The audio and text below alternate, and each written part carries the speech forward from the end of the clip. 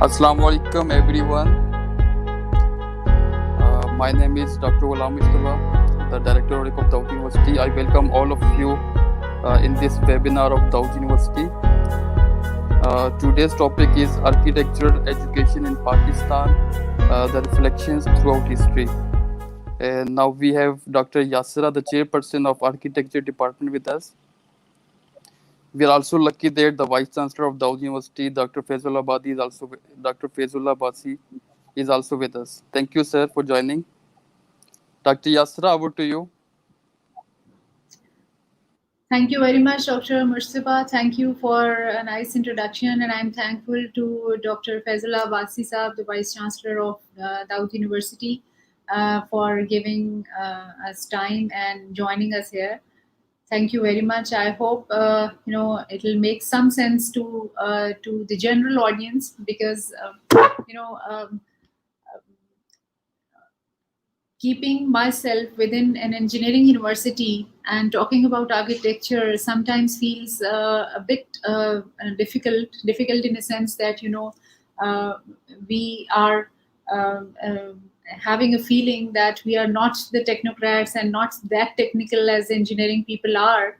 But at the same time, I think that the architectural field is equally making sense for every human in the society. So I'll try to make the presentation as general as possible, and I hope that it'll make sense to a lot of people, those who are listening. Thank you for joining this presentation, this talk. I think, are we good to start?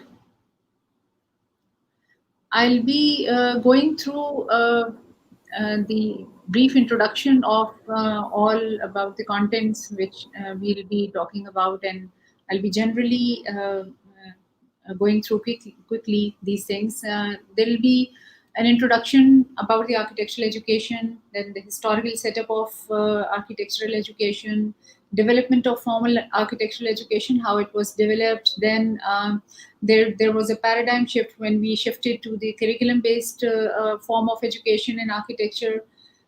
There were some of the strong reflections of Bauhaus on architectural education, and then I'll be wrapping up with some of the conclusions, and we'll be talking about some suggested readings. So the highlights of the presentation will be more focused towards the historical facts that the architectural education has been through during its development with the passage of time. It takes the audience and the viewers through a story of architectural education around the world, and then then it signifies the reflections in Pakistan. It will also talk about the contemporary method of curriculum-based system of architectural education that is adopted in Pakistan, and it will be showing the reflection through the Bauhaus and the historical factors which are reflected very well here across the world.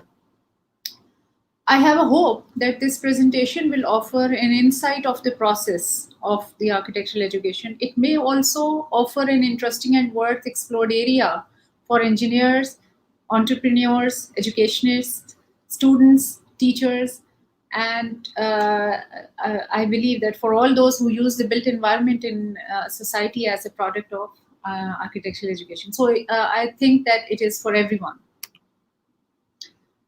Historical setup of architectural education was not a new story for the world. Through the primitive times and through the very old ancient times, architecture was always present there.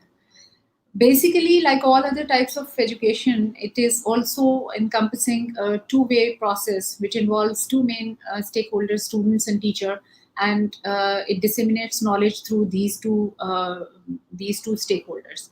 It also follows this specific educational methodology applied in several social setups, and teacher, student, and content are the three main elements through which the educational system is revolving.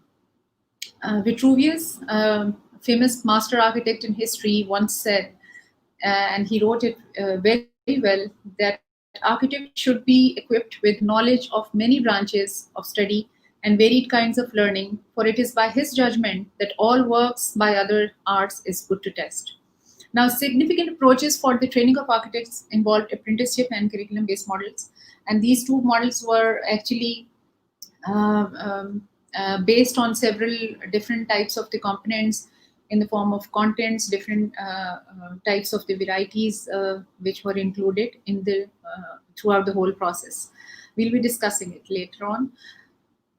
Four major eras of architectural education that are widely discussed are first the pre-institutionalization stage, where the Royal Institute of British Architects (RIBA) and Architectural Association (AA) were involved in this developmental process. Second was Beaux-Arts education, which takes over from the pre-institutionalization model and moves towards the establishment of first formal education of architects.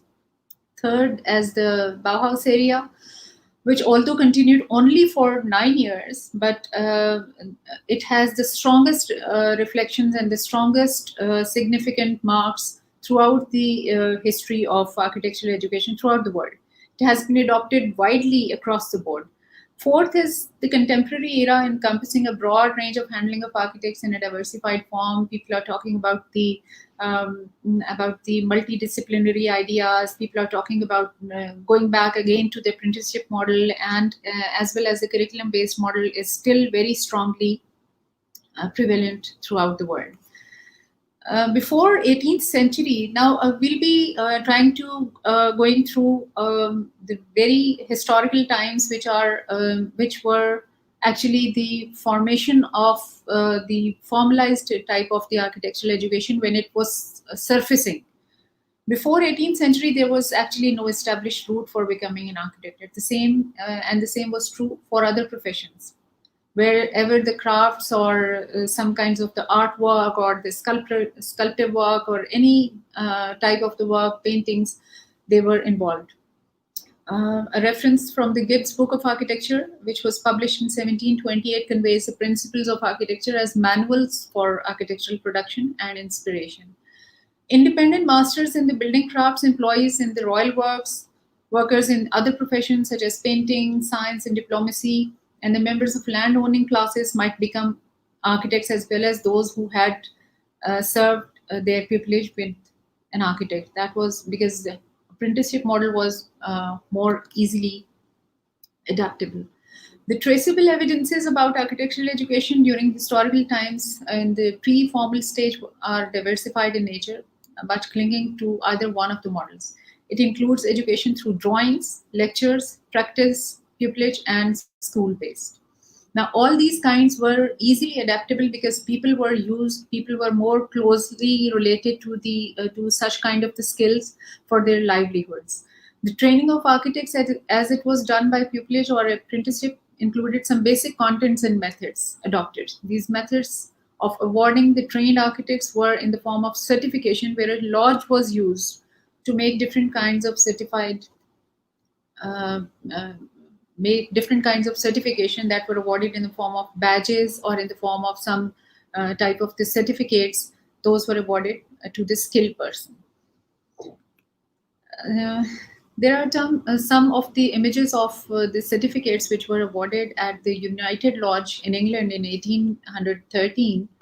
And the interesting fact while we read one of the a manuscript of the diploma which was awarded in the United Lodge in England, it has an interesting text. It says that a mason is a man whose trust is in God. He meets you on the level and acts upon the square. Trust in his compass and he is ever plumb. He has a true grip on all that is right.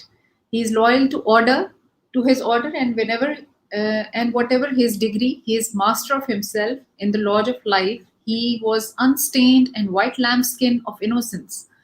From his initiation, when he entered as apprentice, he travels ever east towards the light of wisdom until he receives the final divine password that admits him into the ineffable presence of the eternal supreme grand master of the universe God.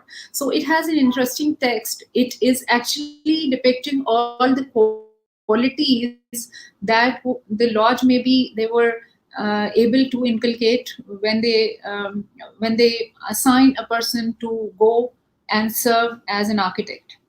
So these were the properties, you can say, that were inculcated to be an architect. Now this same properties were reflected in the famous writing by John Ruskin. It's a famous in his famous book The Seven Lamps of Architecture. In 1849, he wrote that the seven lamps, as seen by him, were truth, sacrifice, power, life, obedience, and memory. Now, having a look at these types of the properties, which were actually um, um, given consideration for the training of the architects, was something else. It has something really to do with the total built up of a personality and total built up of some person who is able to serve the society. Some of the characteristics of architectural education through history, which were prevalent in the different chronological eras, were according to the geographical existence. Though the methods and the models were simply the pupillage, apprenticeship, and the curriculum-based models, but it was equally distributed throughout the globe, and it was through the Central Asia, South and North America, then Middle East, then United States, Paris, Europe, and these three models were adopted. In addition to this, the craftsman added with literacy was the method adopted to train architects in the Middle Ages, where the royal and noble patterns were the sources of guidance for the master masons. Now, these may be the laborers unskilled.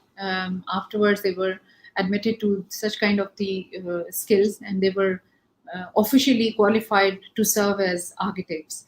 An adequate flow of apprentices for Mimar Sinan in 1490 to 1588 in the Ottoman Empire had played a very great part of the in the era of early architectural education, and that had strong reflections in Pakistan as well.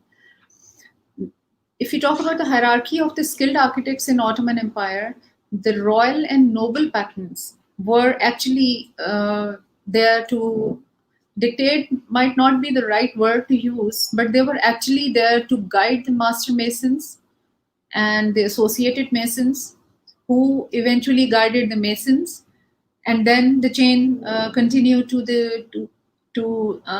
for this guidance to go to the laborers and the craftsmen, which were skilled. Now, the craftsmen or the labor, these were the people who may be the random persons, who may be the war prisoners, or maybe voluntary assistants. They were offering the voluntary assistance, or on the other hand, it might have a skill which was translated from the father to son, and then so on. This was in Ottoman Empire. Now, the contents which were given more significant consideration while training the architects in the Ottoman Empire was the ideology was totally a domain of the royal or noble patrons. They used to actually tell that the ideology has something to be kind of dictated, and the state buildings were guided, and they were actually the ones who decided that what has to be constructed and what not. Then the concept and the development of the proposal was, of course, the master mason was the chief architect in those times, and he used to develop the conceptual models. Then practical organization and techniques, masons were there to do it. Plan and design, masters will do. Then organization, and the provisions of gangs of men, the transport and arranging all the logistics was also the responsibility of masters. Then principles of design were also guided by the masters. There were some special skills, the methods of geometrical setting out, geometrical numerical formulas, and these were something which was also done by the masters, but from father to son, the pupil architect or mason, those who were able to do some apprenticeships with the master mason were able to do it. Then application of the module or stand and dimensions in multiples and sub-multiples and combinations were again the master's domain. Settlement of these drawings and the conceptual onto the ground were again ultimately the responsibility of the masters. Now, if you talk about the institutions which were historically, which were able to gain some importance in those times, and where the unskilled or the skilled people were getting admitted for the proper training, were Bazat in 1648 in France, where the massive increase in the number of the pupils were accommodated in the form of a school, in a form of a proper formal architectural school. Now, this again offered an education in music, arts, and sculpture. Not only the construction work and the structure work and the way we call in these times, in the current times, the architectural studies, but it was again open and free for all. This continued by the spread of architectural education in Europe, Russia, America, and Central Asia. And the important schools were Cooper Union in New York, 1859, then École Beaux-Arts in France, 1863, then Hendesi Maktabi in Turkey, 1884, then JJ School of Arts in India, then Muse School of Arts in Pakistan, which is currently NCA, then Städtisches Bauhaus in Germany. Now, I'll be talking about the emergence of Bauhaus because this was the first curriculum-based architectural training which gained importance and which was reflected and translated throughout the world in different forms. Emergence of Bauhaus was a brainchild of the founder Walter Gropius, who in a speech cleared out the existence and the historical development of his idea, and he stated that Bauhaus was not an experiment, nor has further been claimed was it an original idea of a single individual, means it was a collective idea. Rather, it was something that has become indispensable, and that has serious and solid foundations. Now, these foundations ultimately were proven to be a total paradigm shift from the apprenticeship model to a curriculum-based model, which the whole world adopted later on. The theories and the philosophies on which the Bauhaus school started and which were prevalent in early 20th century provided an inside view of the phenomena developed in the form of curriculum-based model for architectural education. Now, leading figures in that school were Walter Gropius and Johannes Itten. While developing the curriculum and vision of the school, they took into account the societal considerations. Now, this was a very important take on their part. While developing the curriculum, the societal considerations were actually providing the baseline for the curriculum development in the years to come, and this is actually adopted by many of the schools throughout the world. Now, the Bauhaus has set itself the task of creating a center of experimentation. And these experimentation through the technical and the formal research were providing a baseline to apply them to the problems of domestic architecture in an effort to combine the greatest possible standardization with the greatest possible variation of form. The basic core ideas were the collaboration of artists and the technician, systematic research, participation of businessmen, technicians, and artists to determine a standard type. Now, I think these three points have a great effect on the development of the curriculum in several parts of the world, because that is how the field of architecture was made more relevant to certain other businesses and certain other techniques, and there were many diversified forms of architecture which were developed after this ideology. It actually emerged from the social science discipline, wherein the arts and techniques and both merged together. Then it was also compared to the apprenticeship model, and this modification was actually not drastic. It took it time to be developed, and that is how it was modified to the curriculum-based training. Another important factor was, or the reason for this modification across the globe was the licensing of architectural practice established in 1857 by AIA. Then involvement of the state of establishment of early institutions for architectural education, and then the Industrial Revolution was also taking place in 1750. And another important factor was a mass level of increase in students of architectural discipline, which cannot be ignored at the same time, to be another important reason of transformation.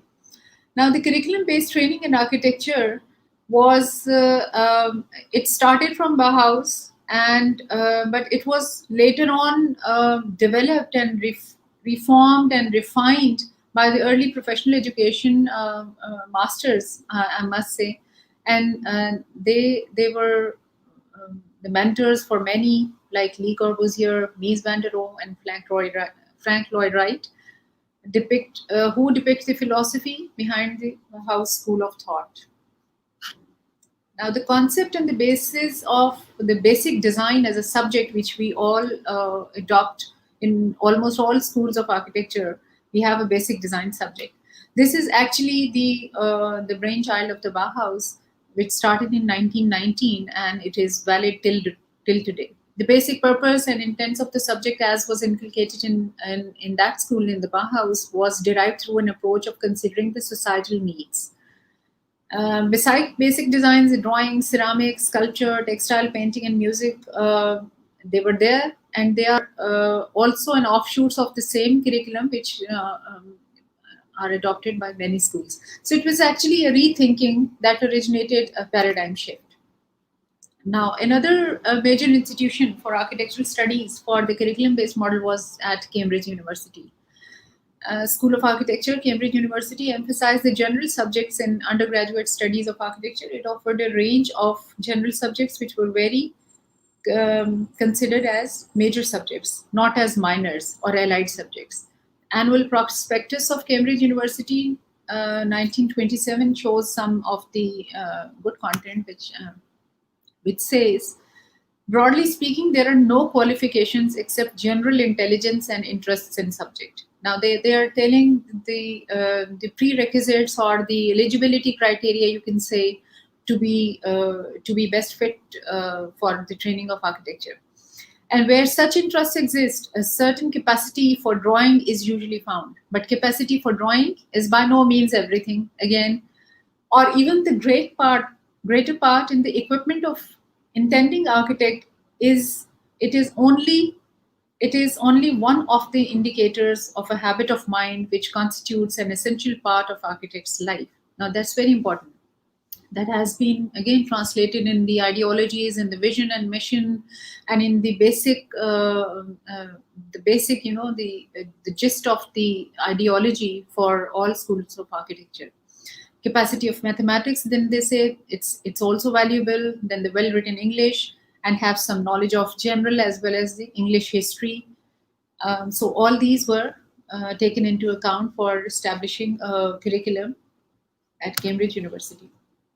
Now, the generally speaking, the first, second, and the third examination in 1927, which Cambridge University was holding, was for in the first year, the general history of architecture, elementary mechanics, and properties and uses of materials. Now, the variety of the subjects and the vast areas of knowledge which were actually meant to be important, not only important, but mandatory for assessing the ability to be an architect were all covered in these three examinations, first, second, and third year. Now it is covering till the third year. They also talk about the essay on theory and practice of arts. Then they talk about advanced design, then town planning, theory of structures, and a history of arts, and whatnot. It's very vast and wide palette which was offered as a training. Now, if we talk about the architectural education in Pakistan, um, that has something to do with all of the reflections, whatever was happening around the world, and um it has the flavors of all sorts of training patterns which were prevalent in history. Because Pakistan was not only a standalone factor; it had a strongly rooted past, and it has geographical boundaries which were shared, and the country, since it was located in an environment which had on in its peripheries the countries like Turkey and then India, and then we were having strong effects of the colonial architecture before partition. So all in all, it had to go through all the societal norms and all the backgrounds of the civilizations and the historical factors. Those were actually strongly influencing on architectural education in Pakistan. So there were some post-partition needs which were important. The emergence of the profession as a new entity, as a complete new entity, and a complete new set of social problems at hand at the time of the emergence of the country were also important. Now, the concept of architecture was endorsed by architects who were trained abroad and started practicing in Pakistan. The training of architects in the West was inspired and derived from modern movement, following broadly the Bauhaus School, Le Corbusier, and Frank Lloyd Wright. The first generation of architects in Pakistan included most of the architects who were trained before 1947. They were from JJ School of Arts in Bombay, India, and followed by their education from abroad, mostly in England and Turkey. Three important schools of architecture, which were, after partition, they started flourishing. Was first was New School of Arts, which is currently National College of Arts, NCA. Then Government School of Architecture, presently Department of Architecture and Planning in Dawood University. And secondly, School of Architecture at Mughalpura Engineering College, Lahore, presently the School of Architecture and Design at UET, Lahore. These are some of the glimpses of all these three schools: New School of Arts, and then School of Architecture at Mughalpura, and then our very own Government School of Architecture, which is now a part of DUET. Now, if we talk about chronological setup of these three schools, then first is the School of Architecture, which is currently Department of Architecture and Planning in Dawood University. And it started from the realization of the architectural profession and discrepancy in the form of unavailability of proper school of architecture. So, and it started at a small informal setup at Cafe Al Mehran in Karachi for a short period of time, and it started in the same year. Architect Mehdi Ali Mirza, who was a graduate from England, was a pioneer, and he served as a senior architect of the department in the formal setup. Mirza was a student of Yahya Merchant at JJ School in Bombay, wherefrom he left to practice to Ganga Mahatre's architectural studio in Bombay without completing his studies. He went to England to join the third year of Burlet School of Architecture, London University, and then completed his study at Regent Street Polytechnic. So, having that vast kind of the experience and having that vast kind of the ideologies, he was able to establish a school here in Pakistan, and he is still known for his tremendous amount of the work which was done for establishing a school in the very early stages of the city for the Karachi. The dedicated and conscious efforts resulted in the successful development of Government School of Architecture. It was inaugurated by President of Pakistan, Field Marshal Ayub Khan at that time in 1962. And then it was established by Dawood Foundation as Dawood College of Engineering and Technology in 1964. And then it was nationalized, and then formally it was recognized as in the services of Dawood family later on in 1980. It was in 1972 actually when subsequently the School of Architecture was merged into National College of Engineering and Technology, NCET. The first batch of students graduated in 1977 from this institution in architecture department. After opening of the Government School of Architecture in Karachi, another school in Lahore in the name of Moghalpura Engineering College was established, and this was upgraded to the West Pakistan University of Engineering and Technology by that time, and the special committee of experts in architectural field was constituted for suggesting the formal establishment of architecture department in UET, Lahore. Mr. Longon, an expert from UNESCO, extended his efforts and expert services for the smooth functioning of the Department of Architecture in 1962, while the initial course was set in accordance to the RIBA, Royal Institute of British Architects. The department initially had 20 students taught by only 3 teachers, and only 5 were qualified at the end of 1965. A glimpse of architectural school there in Lahore. Now, if we have a closer look at the curriculum of architecture at Bauhaus in Pakistan, it aims, the curriculum at Bauhaus was aimed to prepare the students to further work by relieving them of the obstructive attitudes and preconceptions. So it was actually giving an open end to the students so that they can use their own ideologies and through a closed type of the setup pattern which is called curriculum. Before that, because there was no curriculum and there was no formal type of the curriculum based studies in architecture. Now at the same time in Pakistan, what we are offering is that architectural education needs are different for different regions within Pakistan. This curriculum provides a broad outline and framework of knowledge areas with a built-in flexibility for it to be adapted in different schools of architecture according to the specific needs. So in a manner, both of the ideologies are coinciding with each other, and in a manner they are resonating in the basic essence of the ideologies. The preliminary course at the end of the preliminary course in Bauhaus, the result was admission to an open workshop. And if a person is skilled for a craft, then after signing the legal articles of the apprenticeship and a 3 years course, he was officially getting a journeyman's diploma. And the instructions in architecture would give him a master diploma of the Chamber of the Crafts, and under the special circumstances, the diploma of the Bauhaus. Now here in Pakistan, if we compare from the Bauhaus curriculum, because that has been reflected here in our curriculum patterns, then we have architectural education, which is giving a formal bachelor degree. And the schools and universities are advised to follow the PCATP studio guidelines and policies for architectural design studios. And at the end of the 5 formal study years, they'll get a Bachelor of Architecture degree. And that is mostly a studio-based learning, although it also includes the theoretical courses. And now the basic comparison between I would not say it as a comparison, but these are more of the similarities kind of the things. If we try to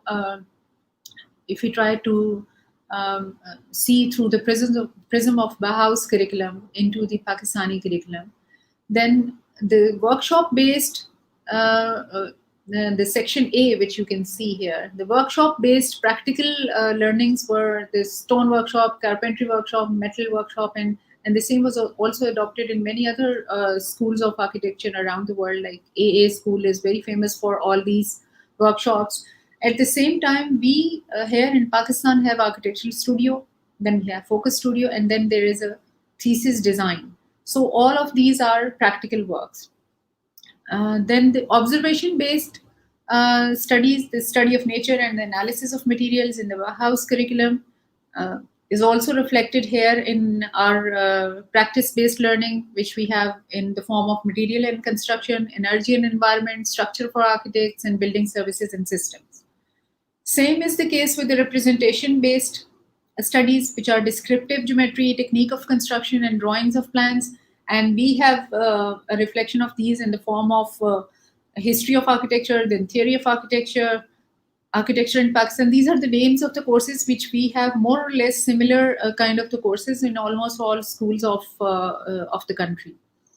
And the composition based, the theory of space, theory of color, and theory of design are also depicted here with us in the form of visual communication and media, digital tools for architects, architectural research methods, and professional practice, also inclusive of technical English and creative writing. Now, I'll be showing you some slides which are taken through several schools of Pakistan, and we are trying to see it in accordance with the Bauhaus. And it was this slide shows the glimpses of work at basic design. So it was termed as Iton's course at Bauhaus.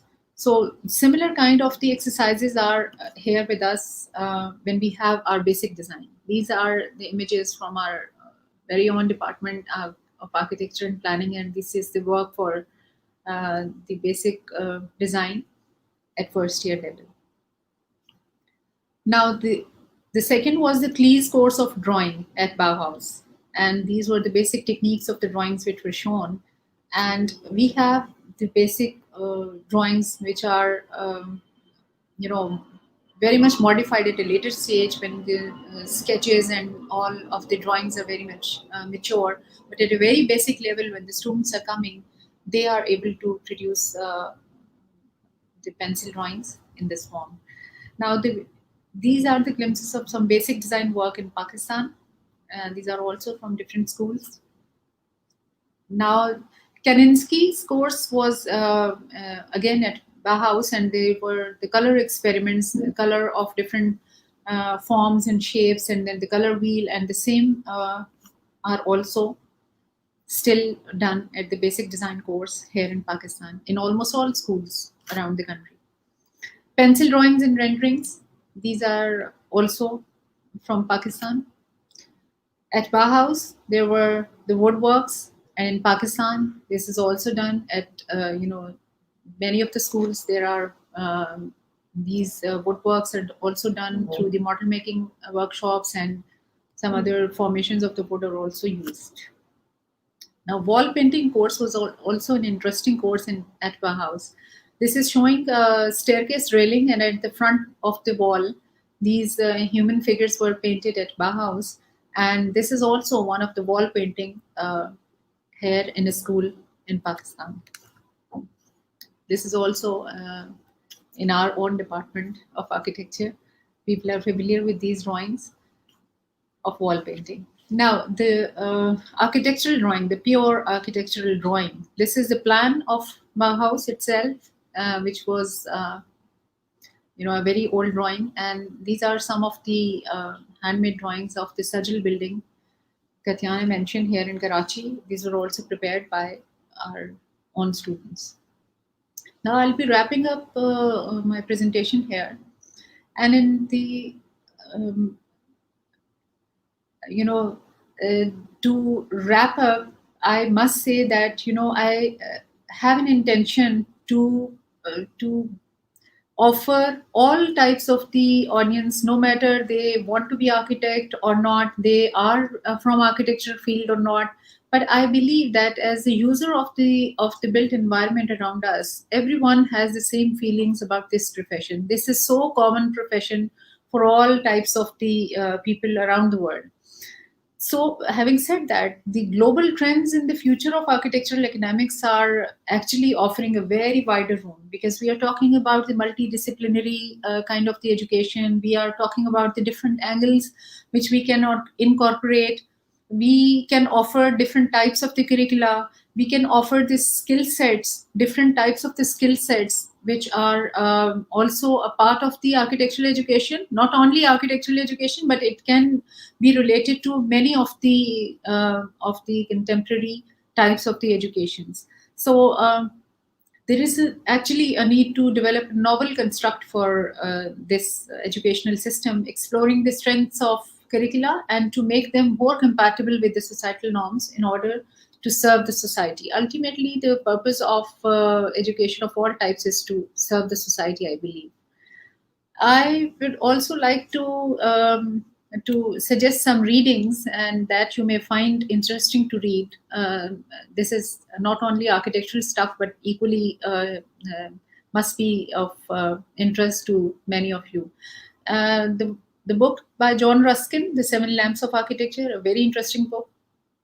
Then The Architect's Apprentice, it is talking about the Ottoman architecture, and it's also kind of a story, like it's a very interesting book.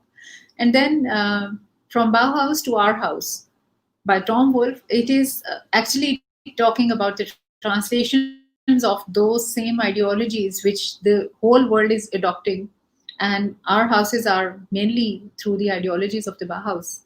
So here I would like to end up the presentation, and I'm thankful to everyone to give time. Thank you, everyone. Thank you, Yasra. Mustafa, let me steal your thunder because I don't want you to thank her. I want to thank you, Yasra, for a very well structured presentation. I would say that you are right on time. और ये होता है कि जब बहुत ज्यादा आप करते हैं ना तो हमें हो सकता है कि मजा नहीं आता उतना जितना अभी आया है. And for the first time in my life, I am introduced to the concept of Bauhaus style. What do you call it? Bauhaus Bauhaus. style. In Bauhaus German, style of they say Bauhaus. So specific, Bauhaus. yeah.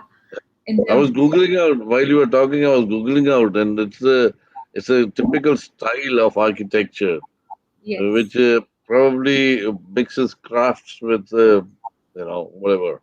But yeah, that's one. But the books that you recommended, I think I've been across one of the books, which is The Architect's Apprentice. It Apprentice. was, I think it was Faryal who read it for us. Mustafa would remember that read also. Okay.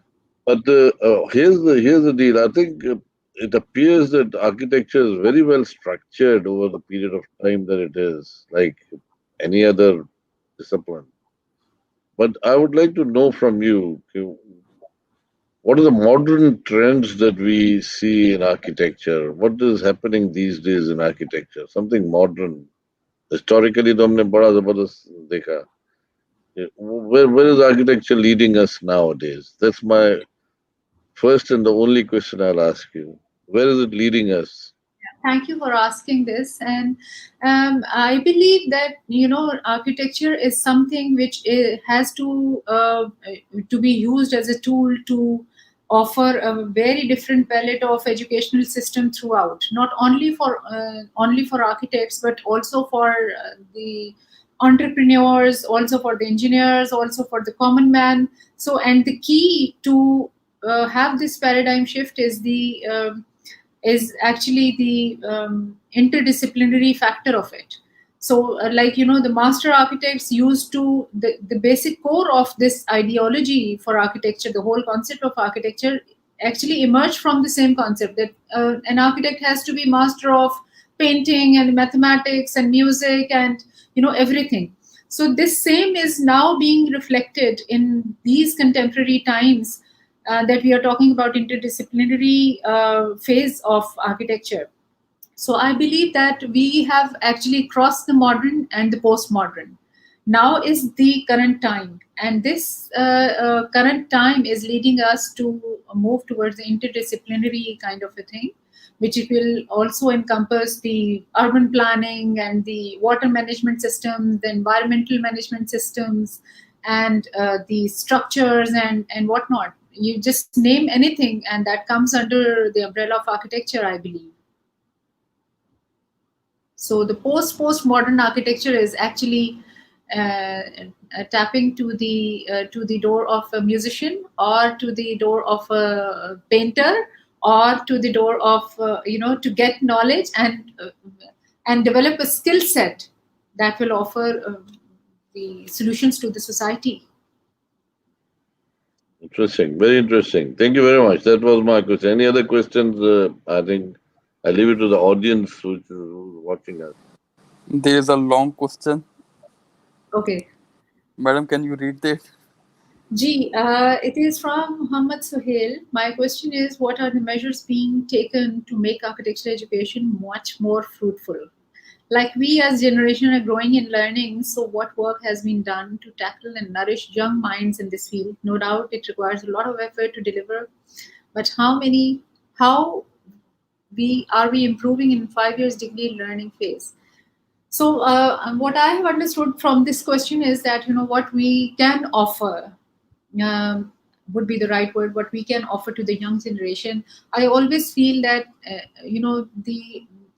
the newer ideas, it may be slightly tangential from the normal. It may offer a novel construct, but the new ideas from the young minds are always welcomed. So, like in our school, we are always offering the students to come up with with lots and lots of questions, and we normally encourage students to put up some questions. Those maybe at times silly questions, but at the same time, it is very important to give a kind of a training to the students that is offering them to be a good listener and to be able to put the good questions. Okay, let's say not the good questions, but the questions. The ability to question is the key these days. The students, if of any kind, of any discipline, if they are able to question, then I think that's the way how we can open up their minds. Let's offer them to question. I think I made some sense to answer this question. You have given me an impetus to speak now because Okay. I don't know. I'm getting crazy. Here's the deal. I was thinking, okay, so it's been like 7 years now that we all worked together, and we got something, a better doubt than it was 7 years ago. But where's the next leap? Where do we go from here? And today I was reading a very interesting book which Mustafa, I don't know how he got it for me, a PDF version, was on smart universities. And I was looking at the concepts of smart universities that are being developed all around in the world. And it's very interesting. And see, when in 2013 I came, we thought that this is never going to be changed. And the whole thing was so bad. So we did it. And 7 years today, we are much better off than what we were 7. We all did it together. So I think it's time for taking a greater challenge now, a bigger challenge than what we took in 2013. And I'm writing a little note on it. And let me go through this book. I mean, it's half knowledge is dangerous. So I've just read it, a little bit of it. This is a beautiful concept to develop a smart university. And I would like to see how it affects architectural education too. And in fact, it completely changes the whole process of education. Even the Correct. what do you call it, the teaching pedagogy. I don't know whether that's the word I can use, pedagogy or something that they call. Everything Yes. changes when it comes to smart universities, and that is what we should be looking forward to as our next leap for Dawood University. That's what I believe in. So Yeah. let me make a small kind of a presentation for all of us to sit and see. That would Because be जब great. Smart university की बात आती है ना तो हम लोग confuse हो जाते हैं. We feel that it's we if we have campus management system, we will be smart. But that's not the case. There's far too many things. Far too many things. Campus management system is just but one part of it. But there's so many things. So I think it's time to get some awareness of what smart universities are all about, and then make up a strategy of step by step, movement towards that, towards achieving that for Dawood. That should be the next leap that we need to have. And I would like to see an architect's view when you see the smart university concept. I want your views on it, very with a very open mind. Sure. Thank Is you a complete change. for So let's hope that will create some interest. But absolutely. that's my current interest these days that I'm going through. So hopefully within a week I would be able to talk more on it. No? But thank you Yes. very much again. Thank you very much. Great talk. I mean, Thank you this is very what I much. say. When we listen to the, what have I got to do with architecture? Just tell me. Now, since I heard you, I got some new information, and that gave me the impetus to talk about some other things. It's very, Correct. you have shared your whole knowledge, your experiences with us. So in about an hour, we got to know what you have learned in your lifetime. What's wrong in that? So I think we should start developing this culture of at least talking to each other through webinars or otherwise. It'll be a good thing to do that. And if that culture comes into doubt, it'll be great. So I'll end there and I'll let you guys to take over. Thank you very much, sir. Thank you We are very looking much. forward to your presentation on smart universities. So, madam, thank you very much for such a wonderful and informative presentation. Your faculty was also saying Thank, thank you to you through their comments. So, thank you very much. God bless you. okay. Thank you, everyone. And Thank Allah you, Hafiz all. everyone, for giving 1 hour. Thank you very much.